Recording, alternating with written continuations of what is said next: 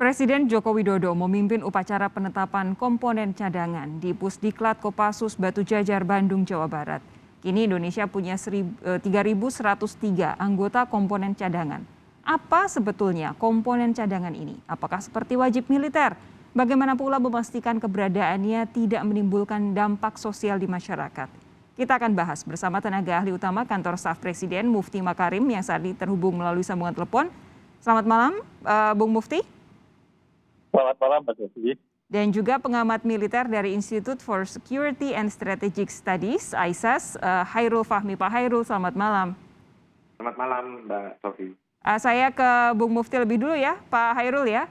Bung Mufti, jadi sebenarnya ini saya sudah banyak baca begitu dari berbagai macam media, dari apa yang disampaikan juga oleh website TNI, lalu apa yang disampaikan oleh Pak Prabowo dan juga Presiden.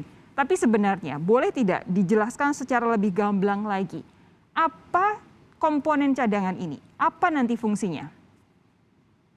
Ya, jadi perlu diketahui bahwa berdasarkan undang-undang, saat ini kita memang memiliki satu kekuatan pendukung yang disebut sebagai komponen cadangan. Nah, komponen cadangan sendiri sebenarnya adalah sumber daya yang memang disiapkan dan nanti sewaktu-waktu dapat dikerahkan untuk mendukung komponen utama, dalam hal ini adalah TNI. Dan seperti yang tadi dinyatakan oleh Bapak Presiden bahwa hanya dapat dikerahkan untuk kebutuhan pertahanan dalam situasi darurat militer atau darurat perang. Jadi sebenarnya secara khusus memang harus merupakan satu komponen yang terlatih dan memiliki kapasitas militer, namun mereka setelah selesai masa pelatihan kembali kepada masyarakat dan hanya akan dikerahkan apabila memang ada perintah dari Presiden dan dalam situasi darurat militer atau darurat perang. Oke, berarti status mereka sipil ya? Ya, status mereka disebut sebagai Komcat, komponen cadangan. Jadi ada status militer aktif dan status Komcat, komponen cadangan. Jadi sewaktu-waktu dapat dikerahkan. Artinya ketika tidak dikerahkan mereka tetap sipil kan? Atau sipil, bagaimana? Ya, betul. Ya, sipil. Mereka kembali ke profesi masing-masing. Oke.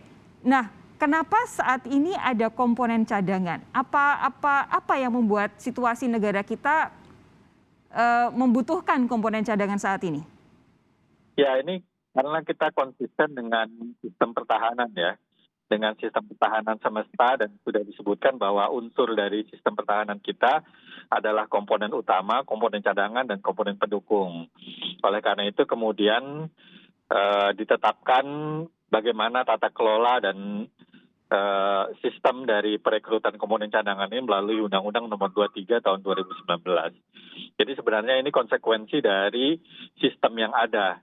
Dan memang Sishankam Rata ini atau Sishanta itu memang dari awal memang merupakan bagian dari konsep pertahanan kita, di mana tidak semata-mata bersandar pada komponen utama, tetapi juga perlu menyiapkan komponen cadangan dan komponen pendukung. Pak Hairul Fahmi, betulkah Indonesia membutuhkan komponen cadangan? Ya,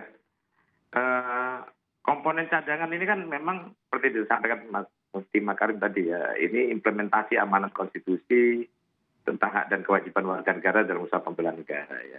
Yang kemudian diterjemahkan dalam sistem Sishanta tadi, sistem pertahanan semesta, yang kemudian ada 3 komponen di Sishanta itu, ya, komponen utama, komponen cadangan, dan komponen pendukung. Ya, karena ini manifestasi amanat konstitusi dan sudah tertuang dalam konsep Sishanta, ya sudah pasti saya kira ya Komcat ini diperlukan kehadirannya gitu ya, karena jadi akan tidak lengkap ya sistem pertahanan semesta itu jika salah satu komponen tadi tidak ada gitu. Kalau komponen sudah siap, kemudian kita siapkan komponen cadangan dan juga komponen pendukungnya. Nah, Indonesia sekarang sudah punya undang-undang tadi yang disebutkan juga tahun pengelolaan sumber daya nasional untuk pertahanan kita, ini hukum yang menaungi. Jadi kalau sebelumnya sekarang konsep ini ya karena payung hukumnya ini sebenarnya diharapkan sejak lama, tapi ya baru hadir tahun 2019 ya. Dan Komcat ini memang dibutuhkan juga ya untuk suatu saat misalnya dikerahkan melalui mobilisasi untuk mempunyai dan memperkuat ya kekuatan dan kemampuan komponen utama dan menghadapi ancaman. Sebentar, Pak Hairul Fahmi, mohon maaf saya potong sejenak karena sambungan suara telepon ini tidak terlalu baik. Kami akan coba ulangi lagi menghubungi Pak Hairul Fahmi, siapa tahu nanti hubungan koneksi suaranya menjadi lebih baik. Kita jeda sejenak saja terlebih dahulu. Saudara tetap bersama kami, Sapa Indonesia Malam masih akan membahas mengenai komponen cadangan ini dan apa signifikansinya. Sesaat lagi.